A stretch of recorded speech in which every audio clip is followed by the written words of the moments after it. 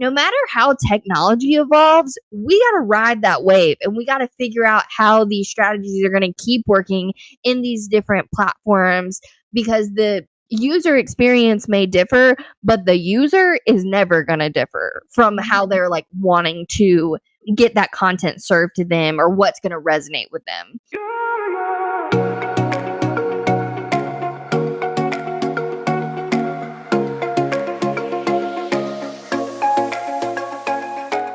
Welcome to Making the Brand, the podcast where marketing and pop culture collide. I'm your host, Brianne Fleming. I can't wait to chat about brands, boy bands, and everything in between. Because brands who have a pulse on pop culture can create adoring fans of their own. Welcome back to the Making the Brand podcast. Today's guest and I have a lot in common because we both teach communications, we both love pop culture, and we're both constantly on Twitter, which is where we connected. Please join me in welcoming Kate Stewart. She is the assistant professor of PR at Jacksonville State University in Alabama. Welcome, Kate. Thank you, Brianne. It's so great to be here. Also, as you were doing that intro, I noticed that you have the happy place behind you on your book stand. And it's on my list to read. And do you know where I got that recommendation? TikTok, of all places. Of course, Book Talk. I will admit this book was a gift. I haven't dove into it yet, but I do love the pop of color back here. So shout out to my friend Danielle who gifted that to me. Maybe we can start a book club, you and I, and just read it together. Even if it's just us two, we can hold each other accountable. But I've heard good things. Too funny. Well, Kate, first, I want to thank you so much for all your kind words and support of this little podcast, this little passion project. You mentioned that you even share it with your students as required listening sometimes, and that just means the world. So shout out to your class as well if they're listening. Oh, they will be. They will be. JSU students represent. They're awesome. Strong listeners of Making the Brand podcast. I love it. Thank all of you for the support. So I'm curious, though. I want to hear more about your courses. What exactly do you teach? And is it an undergrad program? And is it in person? Is it online? What's the cadence of it? Tell us more. Yeah, of course. So I get the opportunity to be super creative in my approach with how we teach our undergrad courses here at JSU. So our communication program is undergraduate only at the moment, and it's a communication degree with 3 separate concentrations: digital journalism, digital media production, and then PR and ad. So though I'm an assistant professor of PR, since a lot of my agency work revolves around creative, I get the pleasure of also teaching some of our DJ and DMP students in our more creative-based, like multimedia design and production courses. So I have a lot of fun with that as well, trying to teach them to be content creators, because no matter if you want to be a reporter or work at a PR and ad agency, you got to know how to pull out your phone and grab the content when needed. Or use the professional materials like the camera kits and everything we have. So that's really awesome. And in the fall, actually, I am teaching a podcasting class. So you will be one of our guest speakers, though you don't know that yet. I would love to. Sign me up. That's going to be so fun. Yes. So teaching social media strategy, teaching our intro to mass comm course, social media strategies kind of factors into our digital analytics course, and more PR specific classes. So I'm kind of all over the place, but I love having that kind of range. In the fall, I got to teach a lot of electives, one being entertainment and media, where we talked about pop culture every day. But I feel like it's important to incorporate pop culture every chance we get, because that's a lot of the quote unquote news that our students are digesting every day in their media. And so being able to connect with them in the way that makes sense in regards to the topics they know well is going to resonate with them better than sometimes political examples or more hard news examples, even though I incorporate those as well. Yeah. It's great to have that balance. I've always thought, even in my courses, that it's not just Fortune 500 companies that we can learn from. It's also your favorite musicians and TV shows, all of these things that need to be promoted. And like you said, it not only resonates more, but rule number one of marketing and communications and social Mhm. media is to know your audience. And Mhm. you know that, but I think to know your audience is to know pop culture, Yeah. because your audience is determining what's popular. It's what's current. It's what is the heartbeat and the pulse of what the public is saying and what's trending. So it's not only that it resonates more, but it's also very relevant. Yeah. So yeah, I love that approach, and I love that you are doing that with your students. So I kind of fell into teaching, but you have had this amazing path and experience in academics. So I'm curious if you could tell us more about your career path leading to where you are today and your position at JSU. Yeah, of course. So I got my undergrad at Auburn. I actually wanted to be an orthopedic surgeon. Let's just LOL at that for one moment. It was only a semester, it was brief. And then everyone was like, "You're a talker. Why don't you want to talk to people?" And I was like, "I do. I want to help people." So that's what I did. I went into public relations to find ways of helping people. And then during my junior year, of our undergrad program, I actually got brought on full time at a boutique agency in the Auburn Opelika area. Mm-hmm. I was an intern there for 2 semesters, and then they needed someone full time. And so I was running the social media end of our business for 7 to 9 clients, still in school, being PRSSA president and all of the things while at Auburn. And then I had a professor come up to me at the end of my fall semester senior year, and we had to do this assignment in class where we had to present a social media tool because it was social media strategies at the time at Auburn.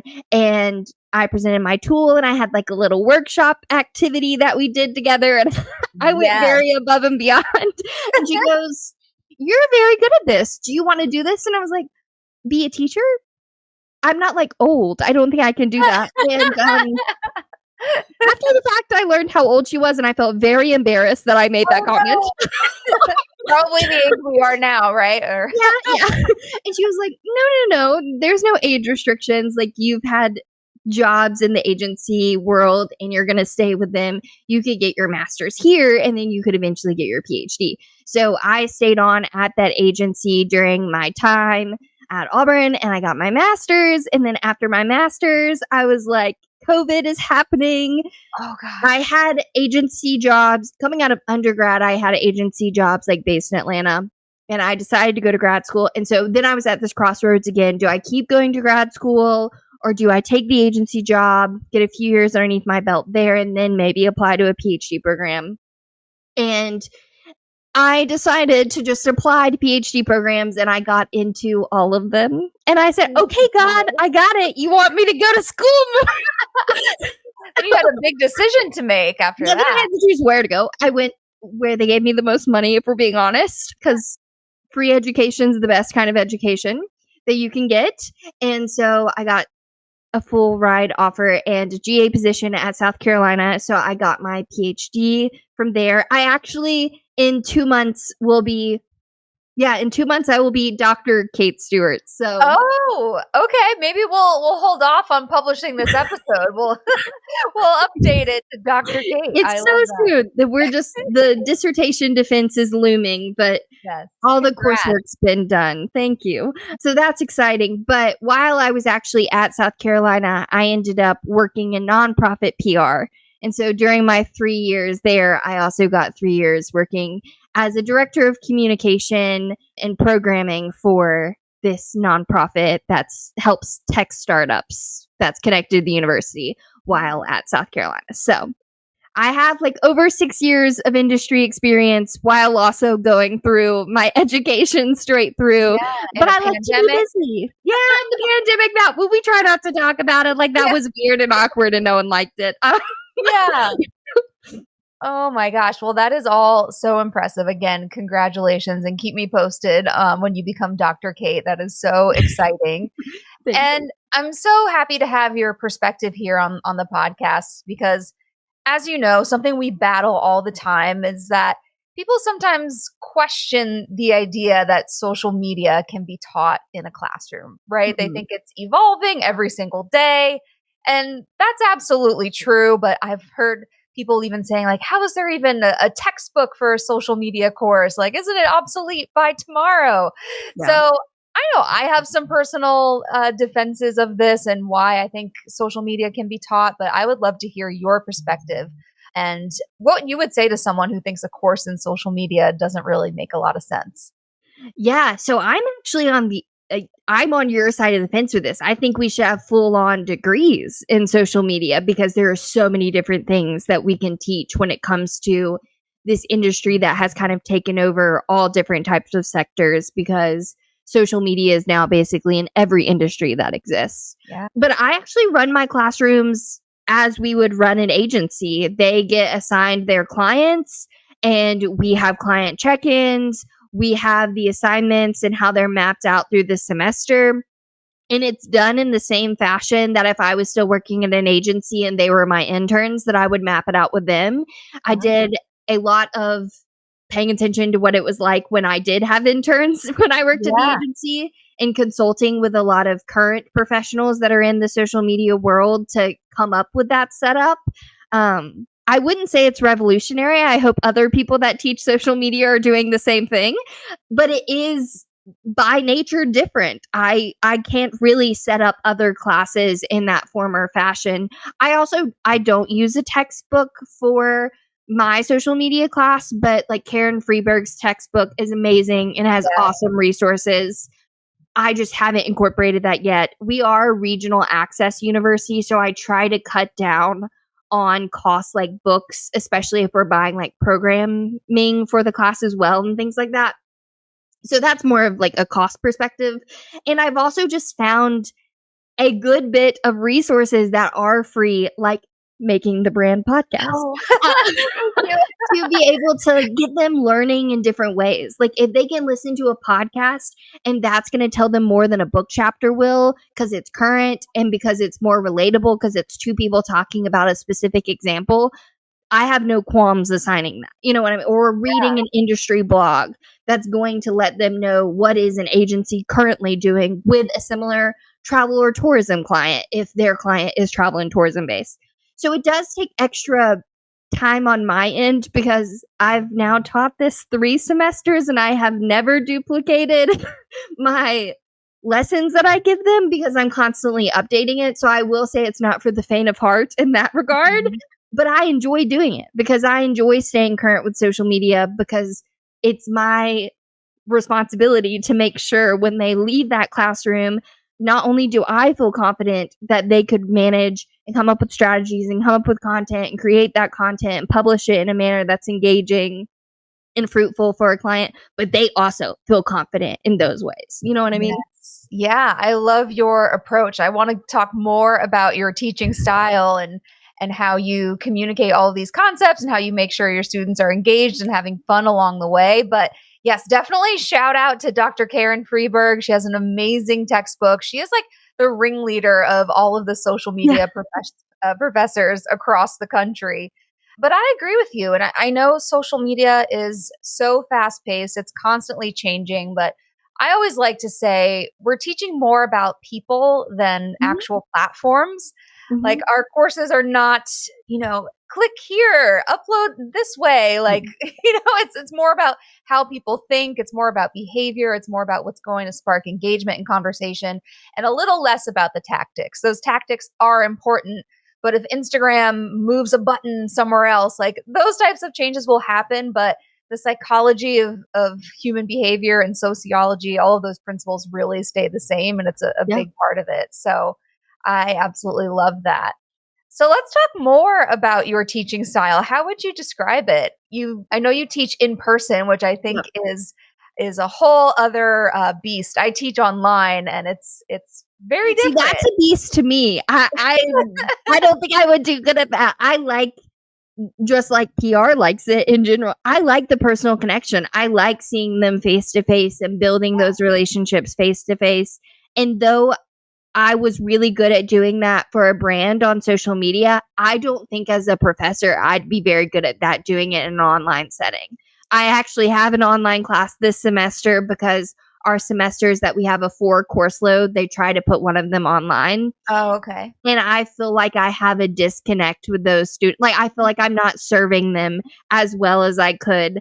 I'm also new to this. Like, this is my first year being an assistant professor. So I know by no means know the ropes of it all. And I could probably learn some tips from you on it. But they're also asynchronous. No, I'm sure I could. They're also asynchronous. So it's like, other than them listening to me talking to this mic on a video once a week, there's really no like interaction. So I just find that difficult. But in person, my students would describe my teaching as interactive because I'm walking around, I'm hands-on with them.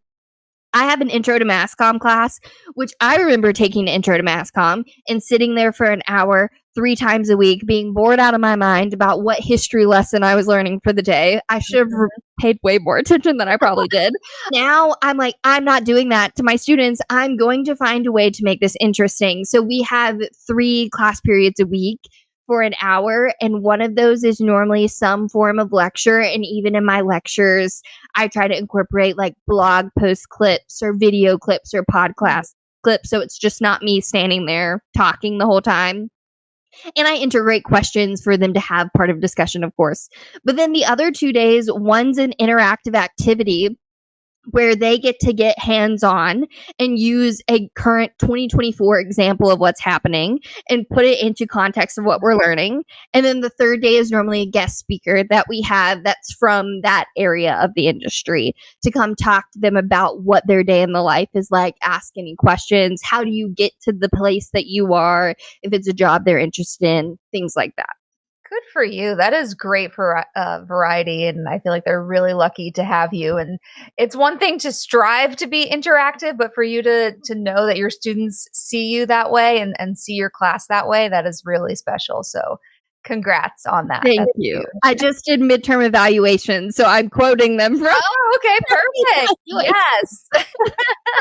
I love it. And, I feel like with teaching, these days, it's about combining education and entertainment. It's not just disseminating the information, but how can you package it in a way that is entertaining and interesting? And I feel like your approach definitely accomplishes that. So, well, I don't want to be bored myself. Yeah, that too. It's really just selfish reasons. We we love pop culture and boy bands and fun things, so we're going to talk about it and hope that it sticks with them too, right? Exactly. A millennial after their sweet Gen Z hearts to inform them of what the 90s was actually like. Yes, that's really our mission. That's all what life is about. Exactly. I love it. So I know we both love pop culture and incorporating that into the classroom. Did you have a certain breakthrough when you knew that you wanted to do that? When you knew you wanted to kind of deviate from, what is maybe expected when it comes to academics and incorporate some of those fun examples? I started naturally doing it. When I was even in my master's program and they would ask me to teach, so I'd shadow a class and then I'd teach one lesson out of the semester. And then in my PhD program, I would start co-teaching and then I would eventually have my own classes. And one thing all my professors noticed that would have to shadow me, be partnered with me, was you use very current examples, some as of 24 hours ago. And it's because I am chronically online. Yes. I am chronically aware of what's happening, for better or worse, when it comes to the state of the union of pop culture. Yes. And so I think in my head, it just made it so easy, since it's what I'm consuming, to make those natural connections to very dense PR theories or very dense strategies and tactics. Okay, well, here's an example that I know is trending on TikTok, so you have all seen this. And then having that light bulb moment of, oh, that's what that was.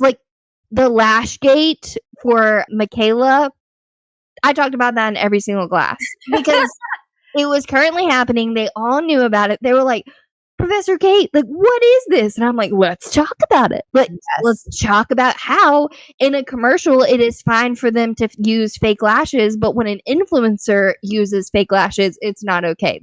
There's a reason for that. Yes. And so, yeah, it just came to me so naturally. And in my mind, it was fun to me. So I thought it would be fun to the students. And a lot of times now, I'll have past students come back as guest speakers, or they'll just like connect with me on LinkedIn to give me updates and stuff. And they'll be like, I'll never forget that one day that you used like Jamie Foxx's apology in class to explain this theory. And I just had to create an apology for my client. And I knew what not to do. Yes. Celebrities will often tell us what not to do. The screenshot of the phone note, always. Yes. In fact, there is a Making the Brand episode all about that. There is. Apologies with Beth Booker. So bookmark that and check it out. I know you probably listened to it. So thank you. I am up to date on my listening. Yes. And I also prepped for this podcast yesterday by listening to all old episodes. Oh, gosh. I don't want to know.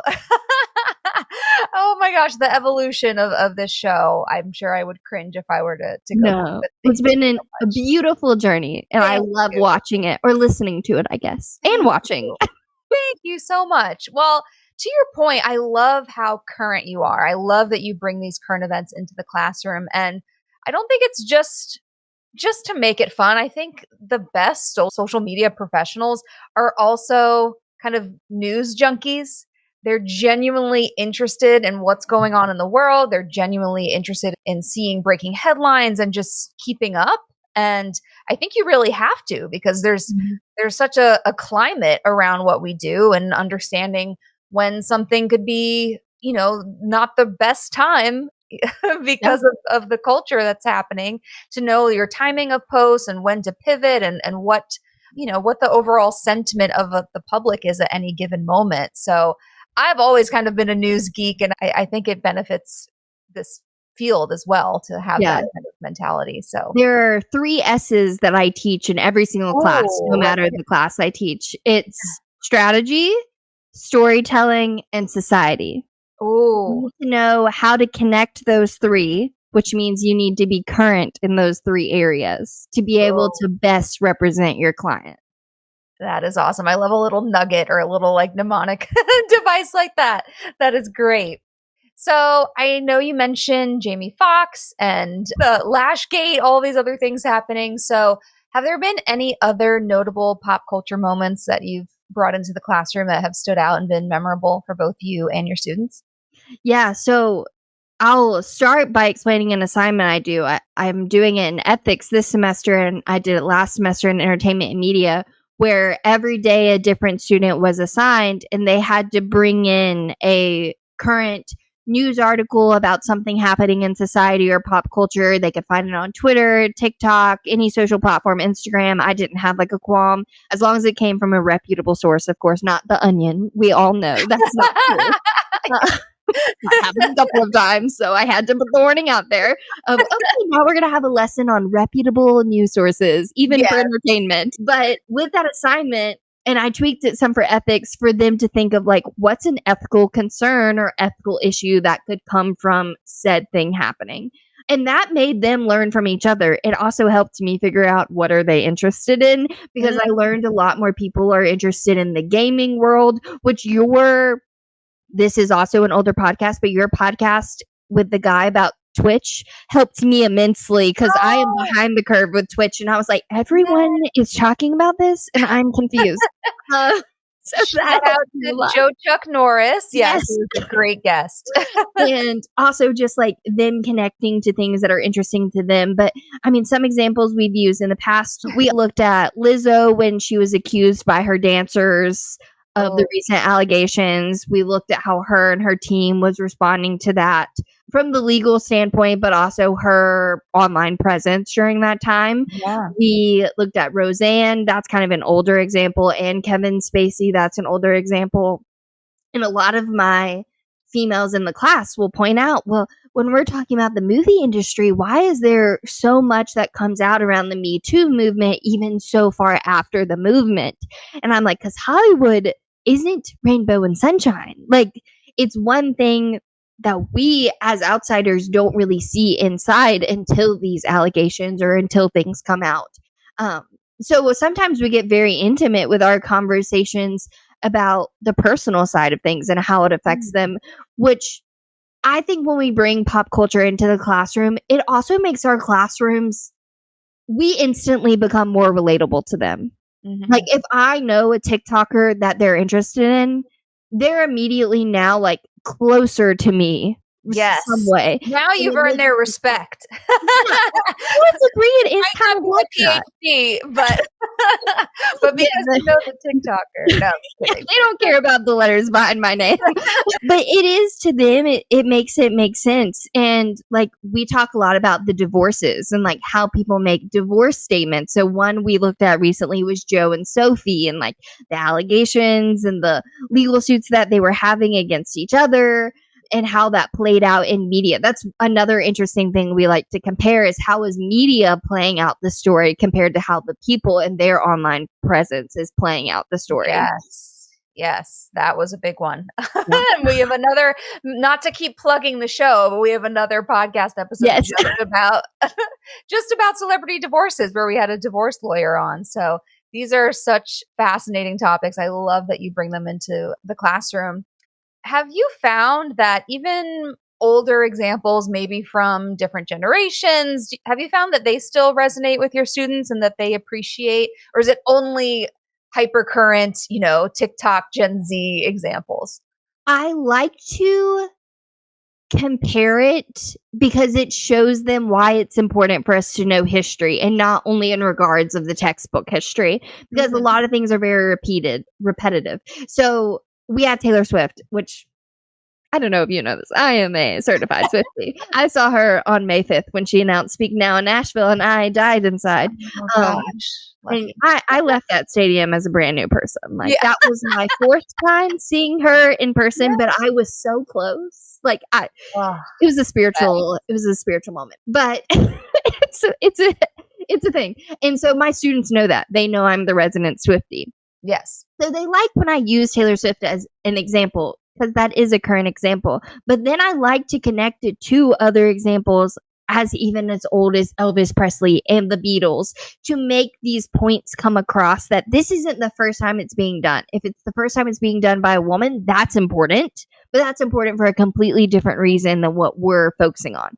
So when we're looking at strategies, I do try to, especially with TikTok being such a new landscape, I like to bring back Vine and Musical.ly, and even the start of YouTube, for YouTube creators, for them to make this connection of, no matter how technology evolves, we got to ride that wave, and we got to figure out how these strategies are going to keep working in these different platforms, because the user experience may differ, but the user is never going to differ from how they're like wanting to get that content served to them, or what's going to resonate with them.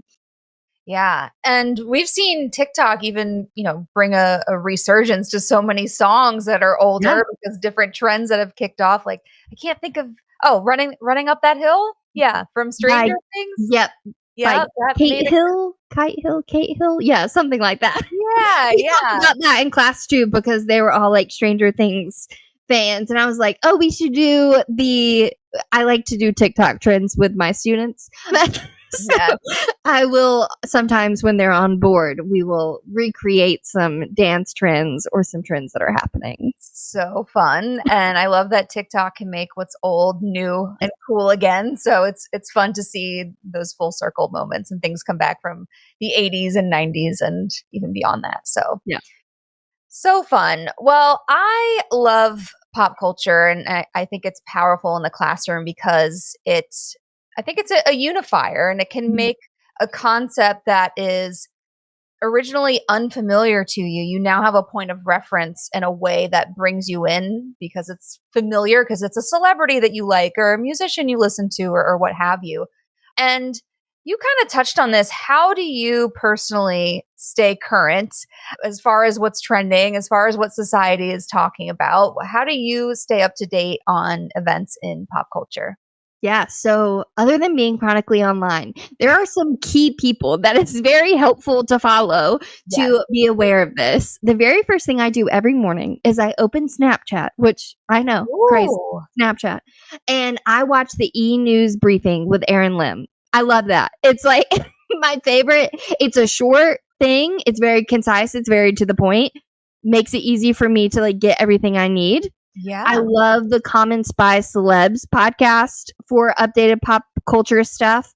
I love Chicks in the Office for updated pop culture podcasts because it's so easy to listen to things and do other things. But I also have a very long list of things that I share with my students, and I did write them down because I didn't want to forget anyone.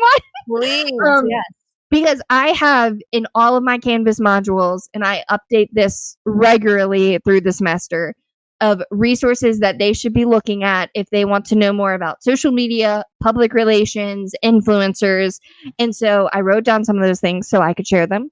Oh, But the In Case You Missed It newsletter, which is kind of new, by Laya Haberman, love that newsletter because she does a beautiful marrying of pop culture and PR, social media strategies. Like, if you haven't read it, give it a read. Bree Reynolds, I love her on LinkedIn, but her podcast is new. So it's called How I Posted This. Great podcast. She's only had a couple of episodes, but she is also marrying, like, talking to these real people that work in social media and say, how do you stay up to the trends? And like, give us some good examples of this, which is helpful. Of course, this podcast, because Homemade Social is my favorite agency. Like, Becca Booker, if I could give her CEO of the year, like, she would get it. She's amazing. Homemade Social does an amazing job at staying on top of the game when it comes to social media. And their employees that also write their blogs explain the like behind the scenes so well. So following them on Instagram and following their blog post, highly recommend. Girl Boss Town on TikTok, the GBT approved. I love it. I'm here for it. Like, I'm like, wish I would have came up with that. That's amazing. She gives it from the TikTok perspective, but she looks at various brands and how various people could be used. I like Social Cat for influencer insights and updates with influencers. I research influencers, so I feel like I personally follow all of them to like keep up with whatever is happening, but it's nice to get it from the analytical. They look more at the analytical of it all. And then I really love Girl Power Marketing by Annie Mae. Yes. Every Wednesday, her Twitter feed of how these platforms are changing and why they're changing it on us. She's doing the Lord's work. It's very helpful, very amazing. And then for my students that lean more traditional, I tell them to listen to Talking Points, which is powered by the Planck Center. And that's also a podcast that talks to people in the field of PR and how they've gotten to where they are today and what advice they have to students to also get to where they are, which is what a lot of my guest speakers are set up as. So that connection makes sense in my classroom. Yeah. Wow. Those are A+ resources. I know you keep them in Canvas, but it would also be so generous if you had a Twitter thread or something where you plugged all of this in your spare time. I need to make a Twitter thread, and I also need to make a blog post on my website because I could easily just copy and paste them from my Canvas and put them into very true. the blog post because I have links to them and everything. Yeah, I'll make an effort to link as many as I can in the description here. But again, great job just collecting all of that. Those I've heard of some of them, but I'm going to have to check out a few of them. So thank you. One thing we have to talk about is stigmas in the social media industry, especially since you are shaping the next wave of social media professionals. I think there's a lot of stigmas and misunderstandings and things that we're up against that it's our job to kind of help combat these stigmas and perceptions. So can you speak to the value of internships and also just address this ongoing joke in our industry that there's an intern behind every social media account, one, which isn't true, but also interns deserve a little more credit because interns are incredible and their perspectives are valuable. So can we show some love to interns and also just speak to that internship trope that we're faced with, and how do we go about that?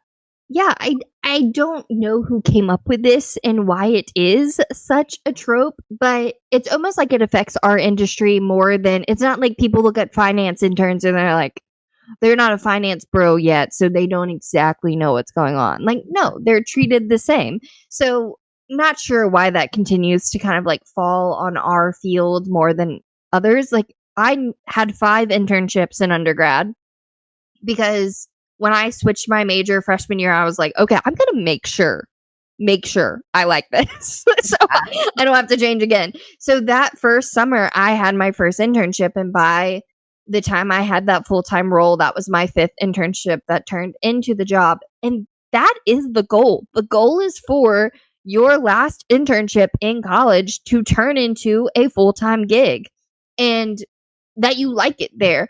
I always, always, always stress, even to my freshmen and sophomores in my intro to mass comm class, to take an internship as soon as you can and to do as many internships as possible for you to figure out what you like and what you don't like. You might not like the entertainment industry. You might not like the travel and tourism industry. Like, you need to figure out what sector within our field is most interesting to you, so you wake up every day loving what you get to work on or the clients you get to work with. Yeah. And it is a learned behavior. It's not something you're going to know overnight kind of thing. You have to be in the role working it. I've never had an intern go get coffee for me. Like, that's at my agency and the nonprofit. I had interns work underneath me every semester, and never ever was that a thing. Normally I was buying them coffee. I was like, thank you for being present and like coming to this client with great ideas and being fruitful in the conversation. Like, you're getting paid, but I'm still going to pay for your coffee. We're all fueled by caffeine. I am Lorelai Gilmore. Give me coffee in an IV at all times. So that is just one thing that fascinates me. I also hate unpaid internships. Like, I am firmly against them. So I go above and beyond when a student comes to me and they're like, I really like this internship, but I can't pay to live in Chicago and then get paid $0.00 for the work I'm doing, when they're going to be attending client meetings and coming up with strategies and working on campaigns and coming up with content. Like, businesses, companies, corporations pay our interns. They need it. And so I worked really hard to then find them an internship in the field that is paid, that is going to also have those same tasks or work with those same type of clients, because I find that so important, because I want them to have those opportunities without extra stresses. Like, they're in their early 20s, that they're stressed about 1,000 other things. I don't want them to be financially stressed on top of trying to figure out what they're going to do with their life. But there is kind of like this negative connotation of like, well, school's first. School is first, but you do also still have summers. You do also have part-time internships during the school year. You do have to work on time management and figure out how your social life plays into it, but you're going to struggle with work-life balance for the rest of your life. So start now. Start figuring that out now. But yeah, I start preaching it at a very quick start. And I've had freshmen already meet with me saying, I want a summer internship. Please help me because I don't know what I'm doing. Yes. And one thing about me, I love a personal brand. So I will for sure meet with, and I teach personal branding in all of my classes, because the beauty of a logo and a font family and that resume that matches your digital portfolio, that matches your LinkedIn, like perfection, digital or physical business card. It's going to be seamless and it's going to be beautiful. And that's what makes my heart sing. So I will sit down with them for 3 hours or longer to make sure that they feel confident in their personal branding materials, because it does matter. Like, when those hiring people see that and say, okay, like, they have some student involvement work, like, we could make these skills interchangeable to the task they're going to be working on, or we see their projects they've done in their coursework and this makes sense to projects they would do with us. But a lot of times students don't ask for that help. So I'm also pleading, students listening, ask for the help. We want to help you. Yeah. DM me on Twitter at the Kate Stewart, or X. Sorry, X. I will help you. That is so generous. Again, you are truly setting your students up for success, and maybe not just your students, maybe just random people listening. I get some DMs from right now. Yeah. I have Kind of you. mentees that are of all ages. I don't discriminate. Like, I want to help anyone get their dream job because at the end of the day, I got very lucky at the age of 27 to land my dream job. So now it's my task for the rest of my life to help everyone else get the joy that I get in the mornings. You're paying it forward. And you'd be surprised. I mean, so many jobs and internships, all of these things are competitive, but it is just incredible how the competition can be weeded out just by going through those few extra steps to have a portfolio set up that isn't just linking to your Instagram and expecting an employer to sift through that and find all of your work. To just package and present yourself with a tad more professionalism that maybe 80% of applicants aren't doing. Like, that's already going to give you the leg up. So I'm so happy to hear that you're reinforcing that. And also, if you're asking your interns to get you coffee, that is just such a waste of talent because interns, I always say, no matter what your experience is, whether you're entry level, whether you're an intern, whether you're a CEO, like every perspective is valuable. Everyone is going to bring something different to the table or see things differently, and all ideas are worthy.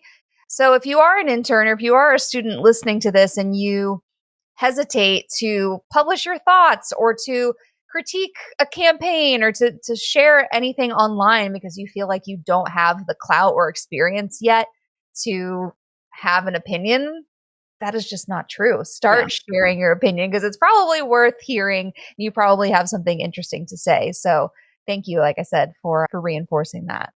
Oh, 100%. And the people that go online and say, oh, this must have been an intern, or like, I can't believe they posted this. This has to be an intern. No, that is probably a team of people making the decision to make those tweets happen or make those Instagram stories become a thing. So that's also just like downgrading the amount of time and effort that goes into creating a social media content calendar. And you've already done a competitors analysis and an audit before that to be able to even make it to the calendar step to then go out and create the content and connect all of these to campaigns that are happening. So I major eye roll every time I see that comment online.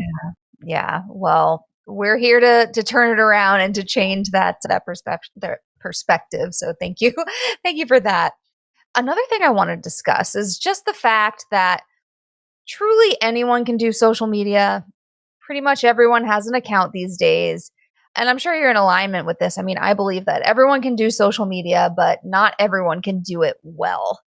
So, what would you say to someone who doesn't see value in real professional social media training? And what do you think separates amateurs from the professionals?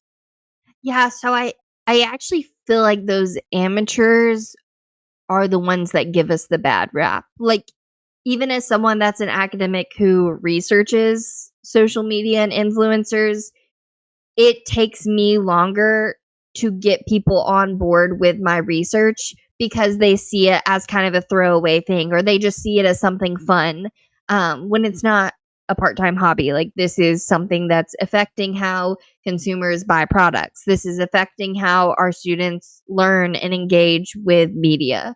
So that's why it's important, but also because you have the idea that, oh, if anyone can set up a platform, anyone can do it. True. But again, let's go back to the 3 S's: strategy, storytelling, and society.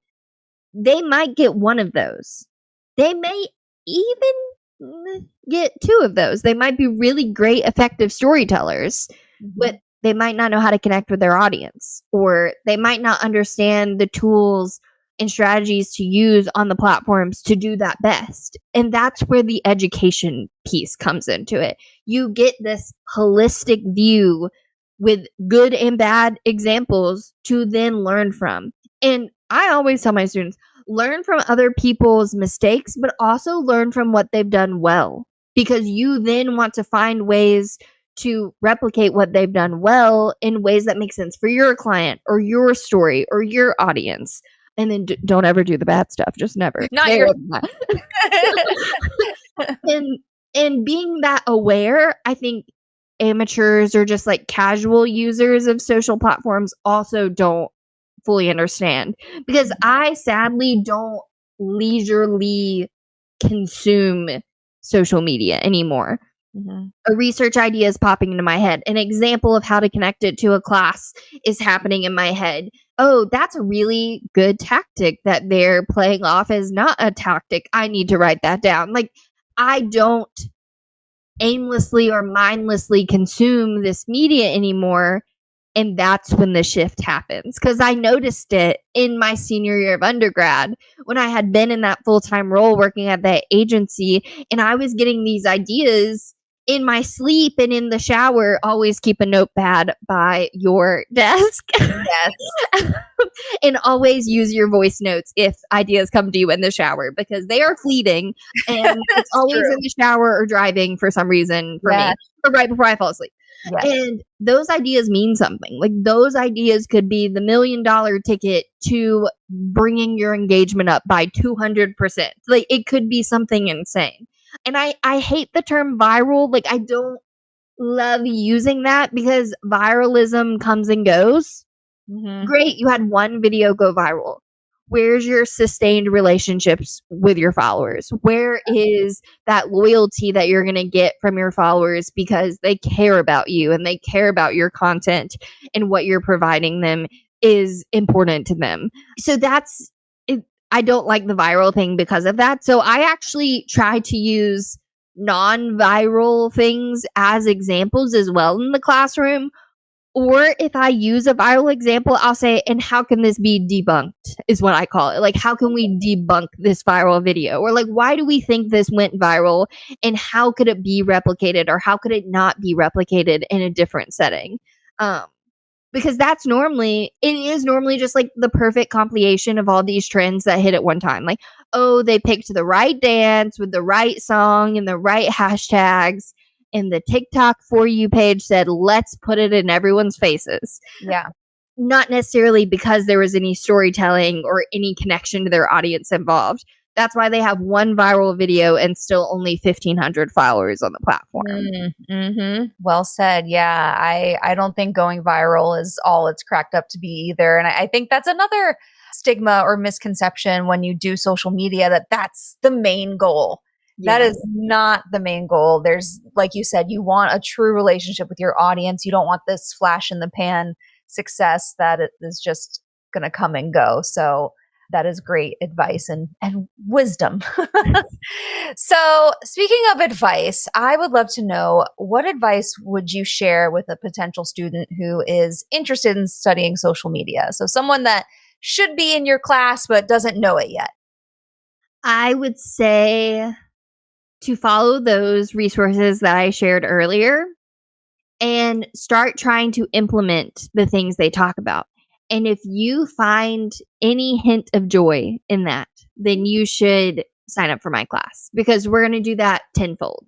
And if you see, I'm also very big on LinkedIn. Love a LinkedIn.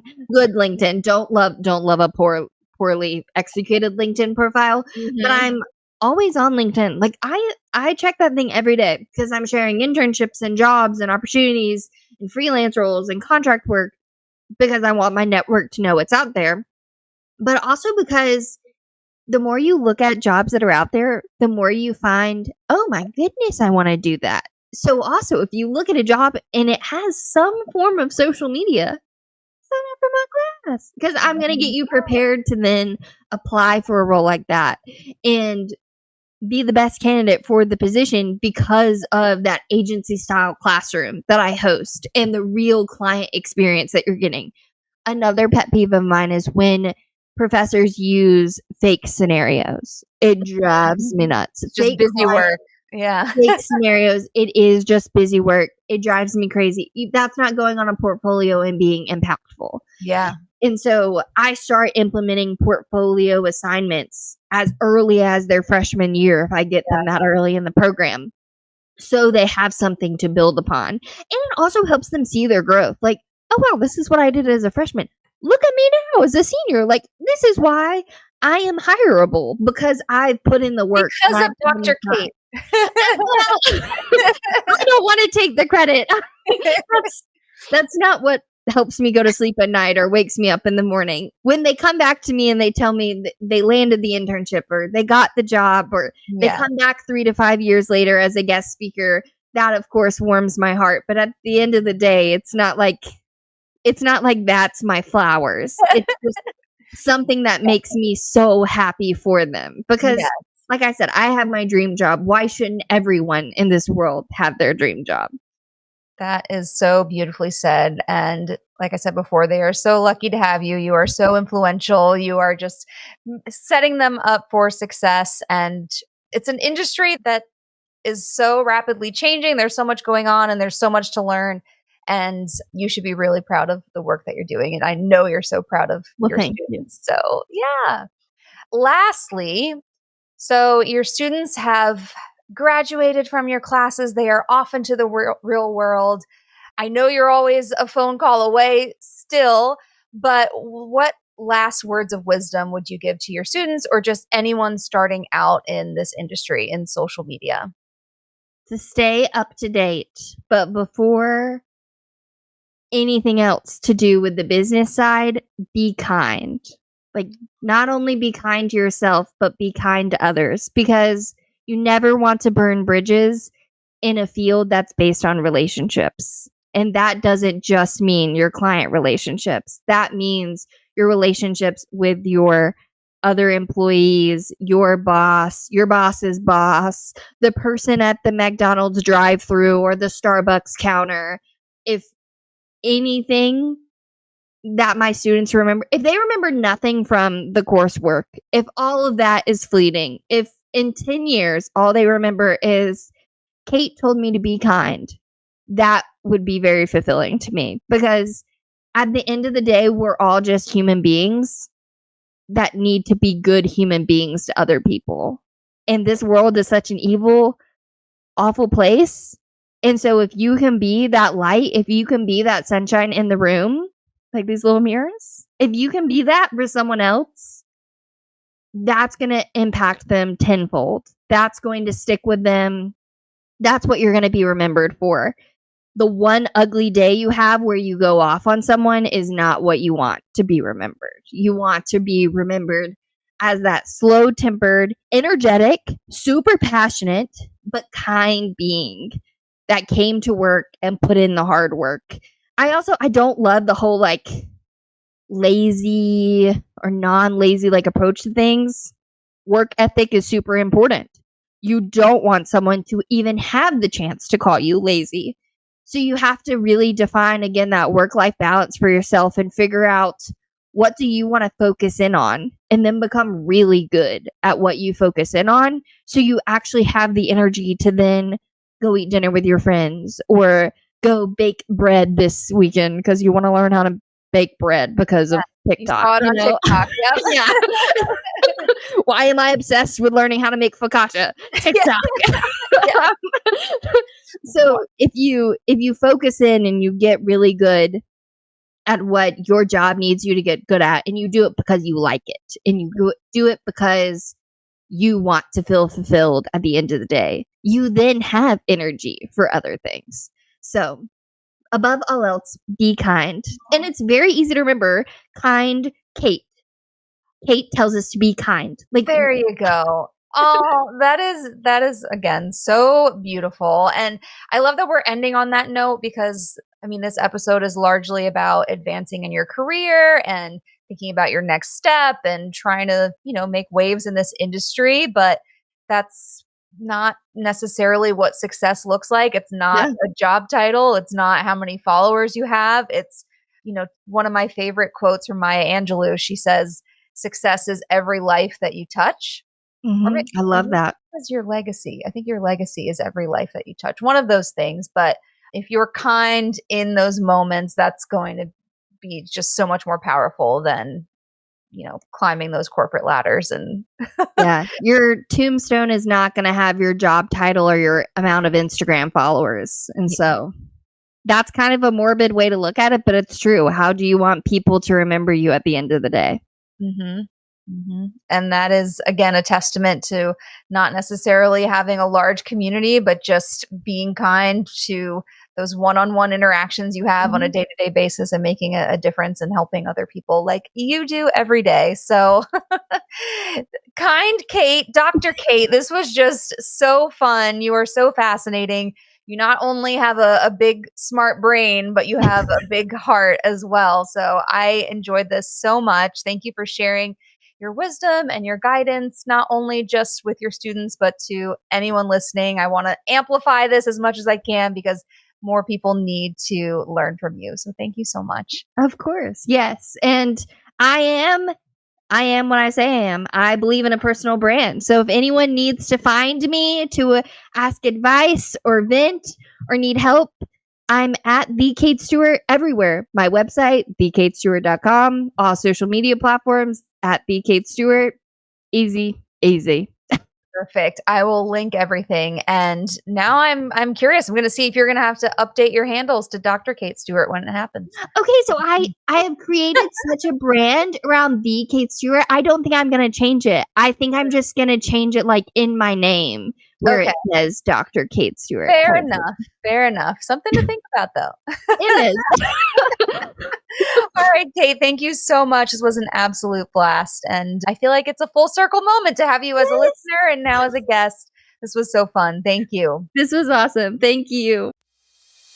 If you're a fan of this podcast, be sure to subscribe, or better yet, leave a review. For marketing wisdom with a pop culture twist sent straight to your inbox, sign up for my newsletter at briannefleming.com/newsletter, or find me on Twitter at Brianne2K. As always, thanks for listening.